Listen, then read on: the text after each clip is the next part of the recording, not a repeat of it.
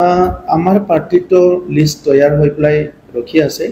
আমি যেহেতু পাৰ্টিটো দিয়াটো এটা প্ৰচেছে, আমাৰ অৰ্গেনাইজেশ্যনেল কাম কাজবিলাকত আমি গুৰুত্ব দিছোঁ আৰু খুব ছিষ্টেমেটিকেলি আৰু চাইণ্টিফিকেলি আজিৰ পৰা প্ৰায় এবছৰ আগৰ পৰা আমাৰ বিভিন্ন অঞ্চলত কাম কাজবিলাক আৰম্ভ হৈছিলে।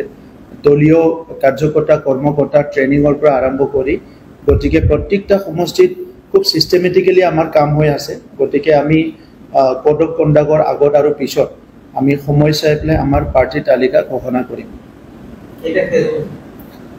পাৰ্টিৰ তালিকা মেক্সিমাম 2টা ফেজ হ'ব পাৰে। এতিয়ালৈকে আমি 40টা সমষ্টিতে ৰেডি কৰিছোঁ আৰু 40টা সমষ্টিত আমাৰ যিহেতু পাৰ্টিৰ ৱৰ্কাৰবিলাকে কাম কৰি আছে খুব সুন্দৰকৈ, সেইকাৰণে 40টা সমষ্টিতে আমি প্ৰাৰ্থী ৰেডি কৰি আছোঁ। ইয়াৰ আমাৰ কোৰ কমিটি সিদ্ধান্ত ল'ব, মই এটাত খেলিব লাগে না 2টাত খেলিব লাগে। এটা সমষ্টিটোতো ৰেডি হৈয়ে আছে, তো আগে পিছে মোৰ যিটো নিজৰ সমষ্টি হয়, চব মই জন্ম হৈছোঁ, আৰু বাকী এটা সমষ্টি যদি খেলিব লাগে দলৰ কোৰ কমিটিয়ে সিদ্ধান্ত ল'লেহে এইটো মই ঠিক কৰিম।